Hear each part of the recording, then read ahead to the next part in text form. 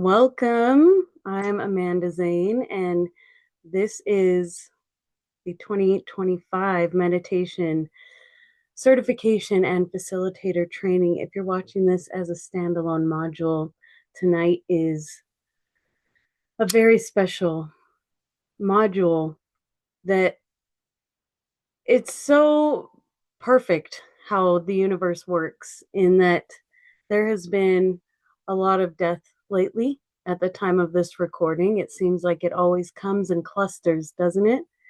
But this was already scheduled to be on our syllabus. However, it wasn't taking place till next week. This is Death as a Gateway and the Transformative Power of Love. And tonight is very sacred in nature because we are honoring the departed as well as honoring our multidimensional immortal selves. And part of working in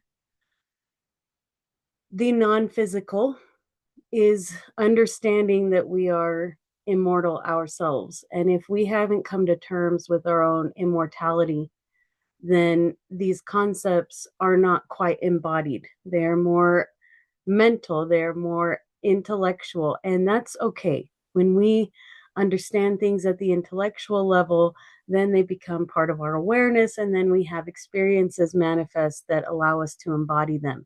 For example, with the Dharana meditation training, the very first iteration of it, I was teaching from mainly an intellectual, knowledge-based approach.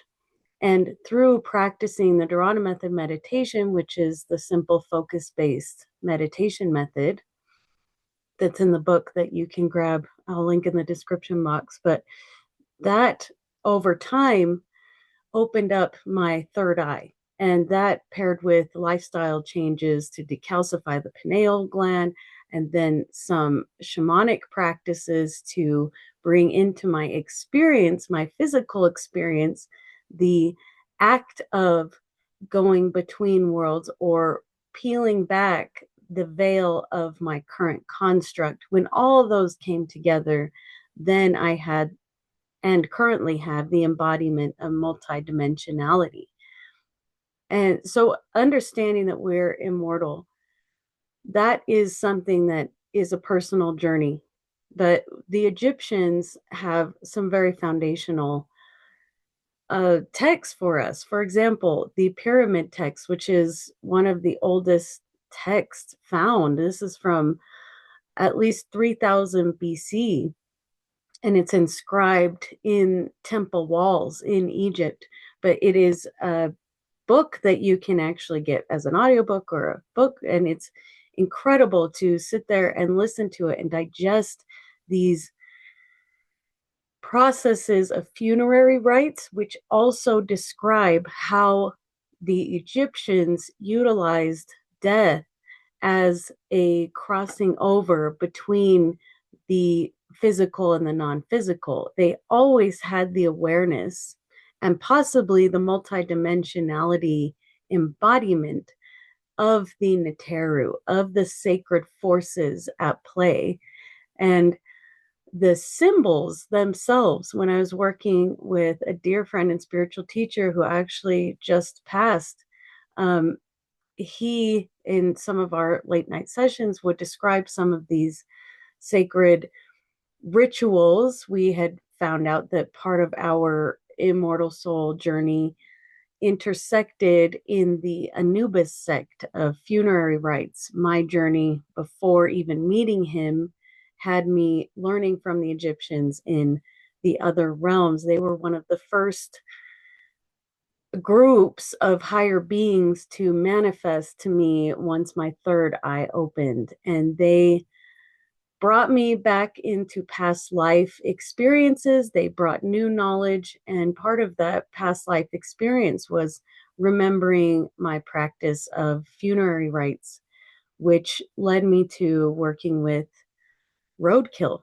And the roadkill, I did not want to do this. I was totally appalled by it. But once I had tapped into my third eye and I was connected to my heart and I could listen. I specifically was guided to stop on the side of the road to tend to these departed animals. Pairing that with my Native American mentor teaching me about animal medicine and the procurement of a book and card deck called Medicine Cards, which has a lot of indigenous animal philosophy woven into this one book, I could discern what that animal, by tending to it, by blessing it, by listening to how it wanted its body cared for, if it wanted to leave any physical medicine items with me to share with the world, they taught me their language. So I was in the Egyptian funerary rite initiation. I was in the Native American paradigm of multidimensionality. I called it the shamanic state of consciousness, where everything was alive, everything was communicating with me, everything was a message from spirit. This is all on a foundation of meditation and yoga. So I generally had um, a foundation of compassion, of love, and I had not lost anyone super close to me yet. So this was my first real foray into death and what death meant and what it was. And also paired with the rotting carcass of most of these animals, it was an opportunity to dive into divine love, to unconditional love, and to care and nurture these beings despite my own aversion. And you can really dive into that in how doing something like that, where you are, all of your senses are absolutely appalled and disgusted, and you want to do everything possible not to interact with this situation. You can see how the Egyptians pushing me into that, the um, Native American animal medicine, learning these lessons, finding out what message and medicine they had for me. You can see how that, those at play, helped me to push past some of that aversion and come to this more full understanding of what love is and the transformational power that it has to transform a disgusting, rotting body into an experience of deep healing and connection and compassion. I mean, these beings, I was asked to work with them either in the Egyptian tradition, where I did perform um, um, several mummifications on the ones that were requesting that, or the more Native American tradition, where it was like tanning the hide or preparing wings for fans, for smudging fans, or utilizing other parts for regalia, for shamanic items. These were all at play here. One of the biggest takeaways from the death journey, this journey of years, 3 to 4 years. My last one was just a few months ago, really. This death journey um, really allowed me to learn these medicines of the animals, which were things like Wolverine, stand your ground, or mountain lion, leadership, or beaver, the builder, or badger, of aggressive healing. All of these medicines, things I would not have even considered to look inside myself, to cultivate, to see the shadow part of all of these in me.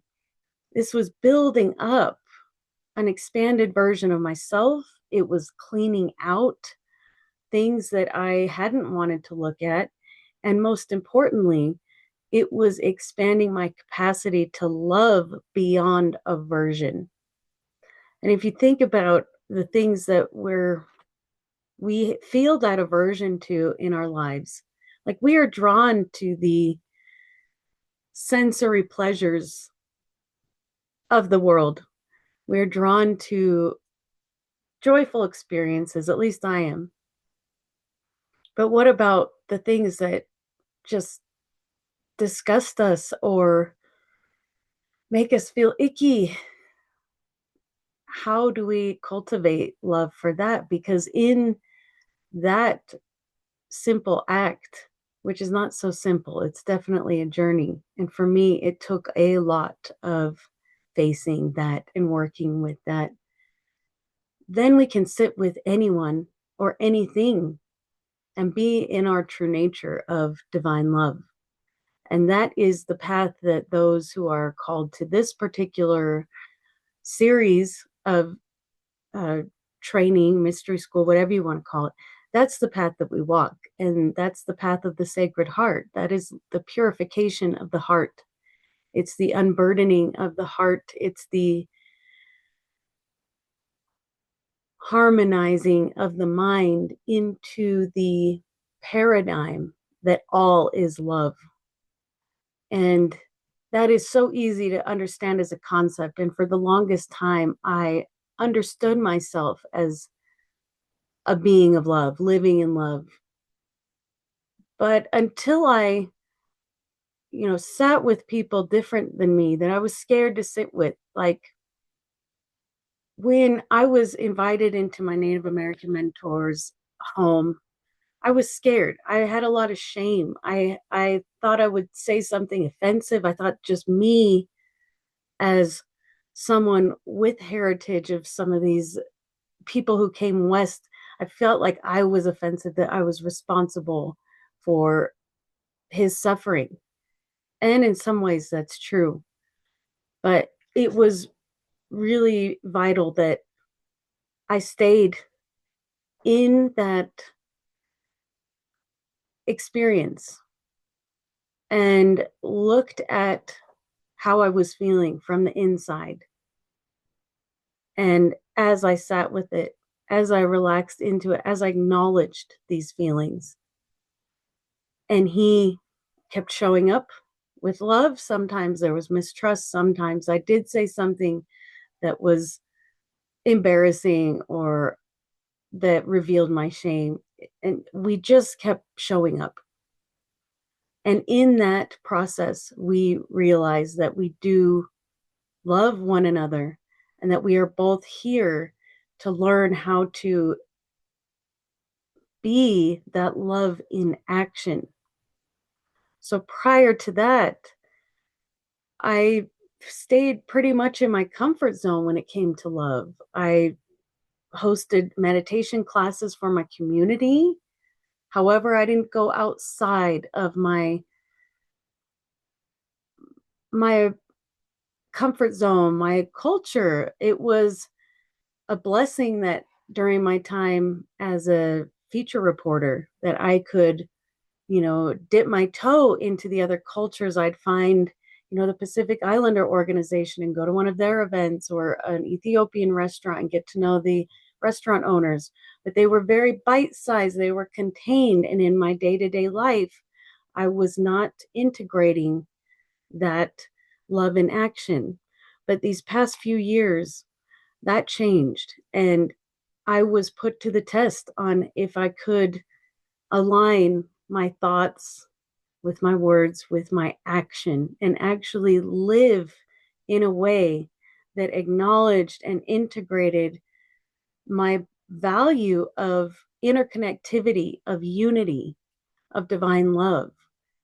And it was beautiful because each animal that presented itself it went in order. It was how it is with the spiritual journey, the hero's journey, where it seems like one experience just builds on another, and then you have these huge aha moments where everything falls into place.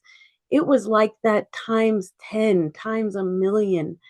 I would have signs while I was in the midst of the process of one animal.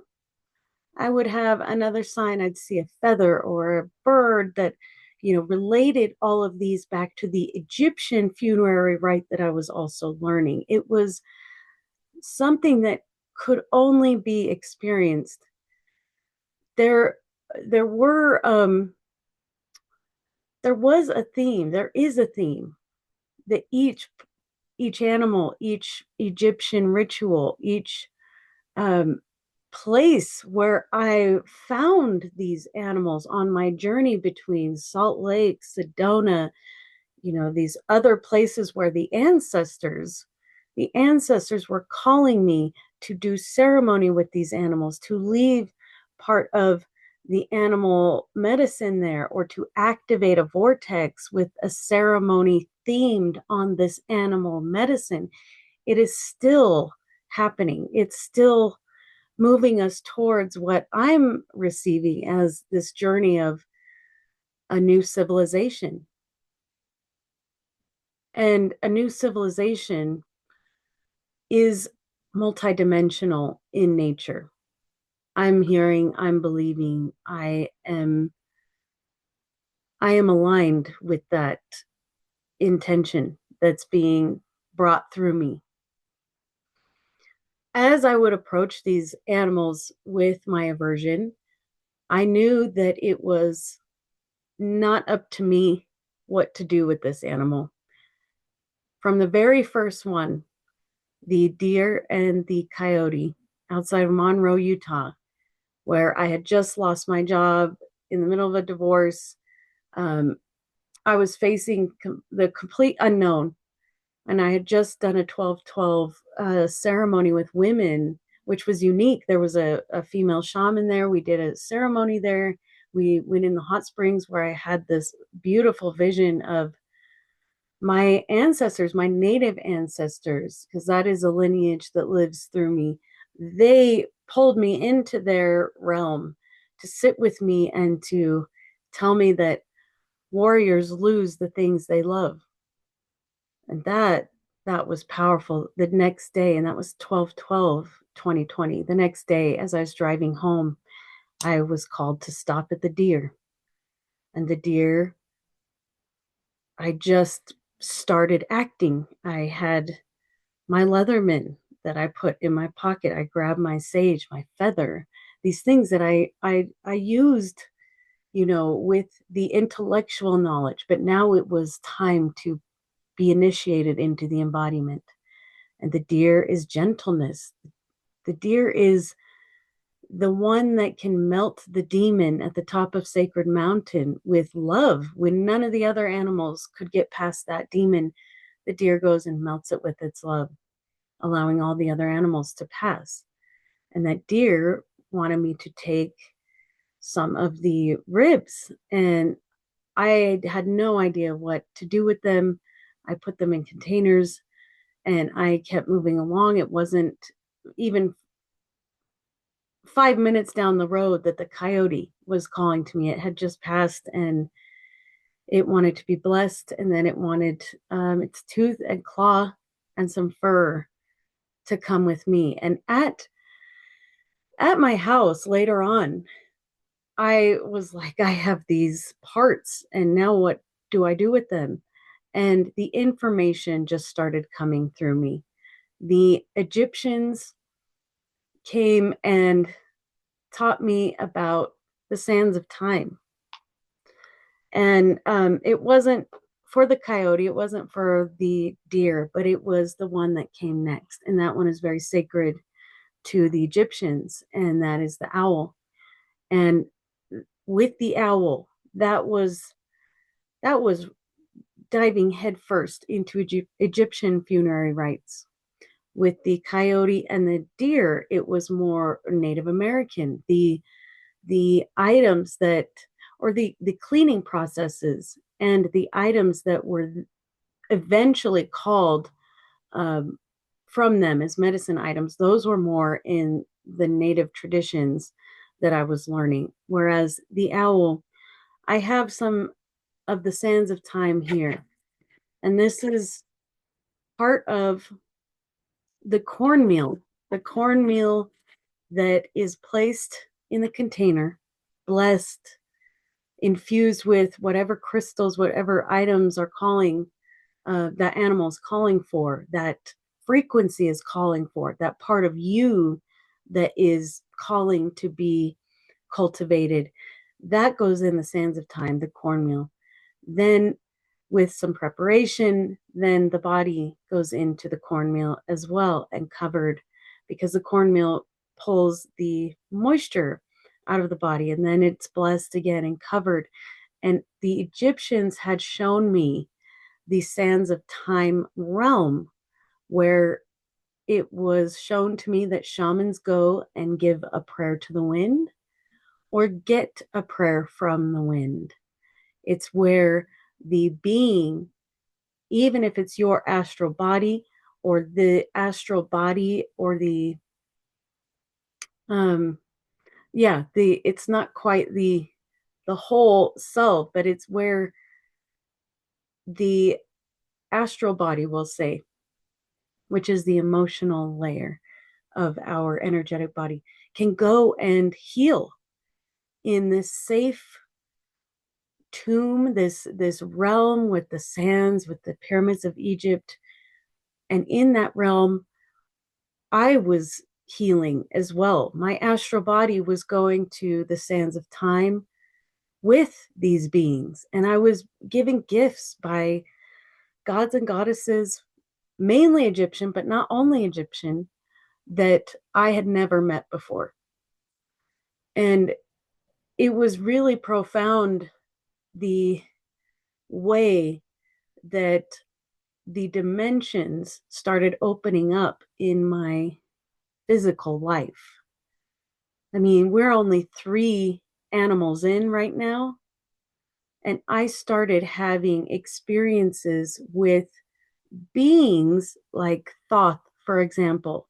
I broke a spiritual law when preparing one of the animals with the funerary rites I was learning, and I made a mistake.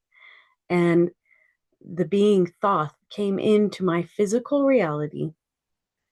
He took away my 3D reality. So I was seeing energy, nothing was staying the same. Um, I I had gone a little rogue. I thought that I could do things a certain way, and it was absolutely like I feel like that experience. Well, I'll finish telling the story. I had to go to the priestess of my family, my little sister, to have her bless the animal that I was working with. And after she did that, my reality came back. Like I could barely see. I had to have a friend drive me to her to go take this animal to her. And after that happened, Thoth, he blessed this papyrus that I was going to give her for her birthday. He blessed that to say thank you. He basically slapped my hand and said, if you do that again, it's not going to be that easy. So these are very, when you're working at the level of the dead, there's a reason why the Egyptians have so many texts on how to do it in a way that is of spiritual law. Crow is also associated with this sacred law. It's not the law of man. The law of man has very little to do with divine law, sacred law. These are like the laws of creation. These are the laws of like polarity, of how transmutation works, transformation, transfiguration. Um, these are laws that I'm still becoming familiar with. But there was a point in my journey after I had shown that I could follow and perform and dedicate myself to learning at least the sections that I was being initiated in, then I was granted more and more grace. I was granted more and more. They kept saying, like, at different stages, you have earned the right to see more. And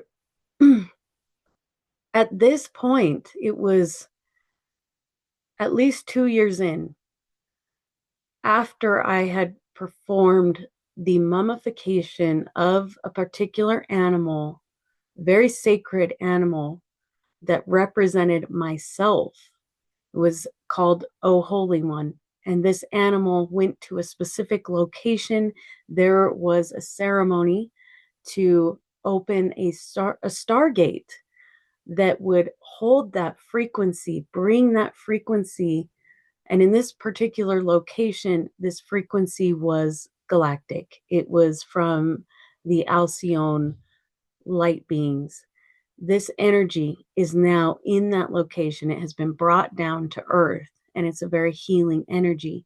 And so just think of how many layers this journey had, where I was not only drawn to this particular location way out of my comfort zone, pulled there by the ancestors, pulled there by the star beings, guided by the Egyptians to create this vehicle for my energy to be the bridge between heaven and earth, to create that stargate, which is like a vortex, but it's a frequency that stands outside of time and space. And the Egyptians were masters at stargates. Their symbols, as my spiritual teacher I was talking about, he was telling me about symbols in some of our sessions. The reason they are carved into stone is because that energy is still going there. If you take away all the physical, the energy is still there beyond space and time. And so you can tap in to these stargates, these eternal symbols, these places, like ancient Egypt, and learn, absorb, like in the sands of time, you can give a prayer or receive a prayer. And the wind is very crucial to all this. The wind is that motion. So the wind is part of the Neter or Neteru. And when working with the Egyptian funerary rites, I had to earn the favor of the Neteru or the sacred elements by my focus, by my devotion, by my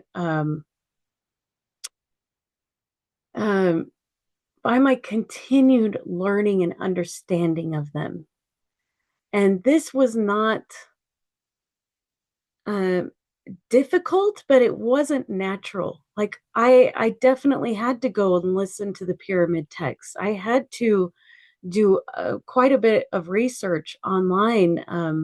I only recently went to Egypt and could all see it kind of working together and feel the eternity of that place and those energies. But I was also gifted with the ability to channel. After my third eye opened, actually at the same time, it kind of started flickering on since 2017, but in 2020, it came on online.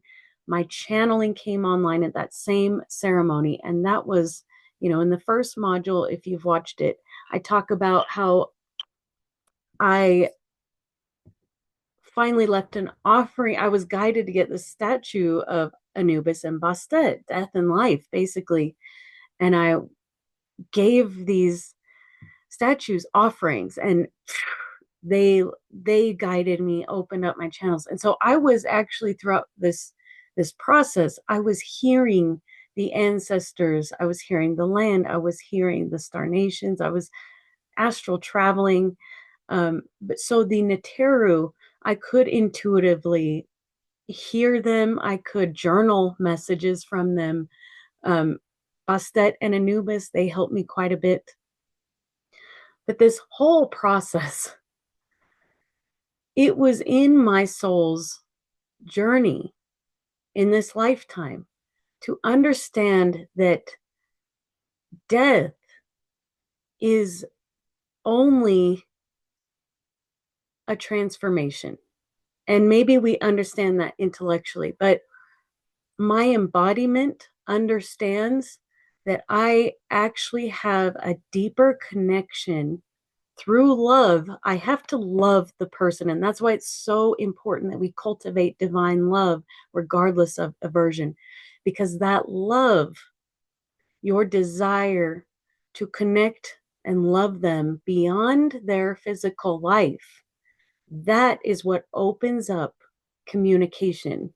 That is what opens up access to them. Like, I know that my spiritual teacher and dear friend, that we've already established our connection after his passing in the other dimensions because of that love, because of that knowing that that love is eternal. And when you start to practice this with your departed loved ones, you will start to understand how feeling that grief, and then like the infinity symbol, love, grief, it's all the same. And you can feel into that grief and you can understand the love that that grief is. And that is your gateway into connecting with them in the eternal plane. So understanding that you are immortal, that you are multidimensional, understanding that death death is when someone's physical form, physical presence in your life is gone, someone close to you, your reality is not the same anymore. It is your opportunity to crumble the paradigm that has kept you here. It's an opportunity to sit in that new reality that that physical presence is no longer there, and expand to include their eternal presence in your paradigm. And what that does is that opens up your perception. It opens up your experience of other dimensions. So if you have lost someone close to you recently or at all, you can sit in meditation and you can remember your life with them and feel that grief that comes with then knowing that their physical form is not there. But then that love you can use to connect into that new reality, that you're multidimensional, that you're eternal, and you have that eternal bond. This concept of death as a gateway, when I was working with the roadkill, at first the experience of the senses is like aversion, right? But as I cared for their bodies meticulously as they wanted me to, I got to know the soul. I was clearing the trauma. I was saying prayers for them and their children, and just they became every moment, as bloody or gross as it was, they were my babies, they were my family, and that connected me to their spirit, their medicine. Just like with if someone kind of difficult passes away that you do actually care about, you tend to see them in a broader perspective because that love is so strong. So death is a gateway to that divine love. And when you have love already, death is an opportunity to expand that love and connect with them in the space of energy, in the space of love, in the space of the eternal. This ability to see from the higher perspective, to see the eternal perspective, to connect on love. This can help you in your day-to-day life when dealing with difficult situations, difficult people. We are here, in my view, to, at least on this path, the path of the Sacred Heart, to shed all that burdens us from our divine essence of love and light. And that doesn't mean we're perfect. That we definitely love our shadow. That's part of the work of loving more, is loving ourselves more. But the people who are the most difficult to us, on the other side of the veil, they are our greatest cheerleaders. They contracted here, in my view. They contracted with us to be the person who allows us to expand more and love more, and to look at our shadow more, and to live the values of unity, love, harmony. This is all quite abstract if you are not in the habit of shadow work, if you're not in the habit of astral traveling. Maybe your gifts of channeling, of third eye perception, of understanding who we are as souls and what our soul journey is, maybe these are starting to awaken, and maybe this module can activate those more. And maybe upon listening to them at different times, maybe it will activate different things, or maybe it can apply to areas of your life that may not have to do with the dead, but they, or roadkill, but they can apply to maybe losing a relationship, or losing a job or money, and how that loss can, that grief of that loss can give you that opening when we experience that grief as love, and see if that broadens your experience. Maybe that allows you to break out of the current paradigm and expand into the multidimensional paradigm, the new reality, the 5D reality, where we are in infinite realms at all times. We're beyond time and space, and we have so much power. We are the creators of our reality.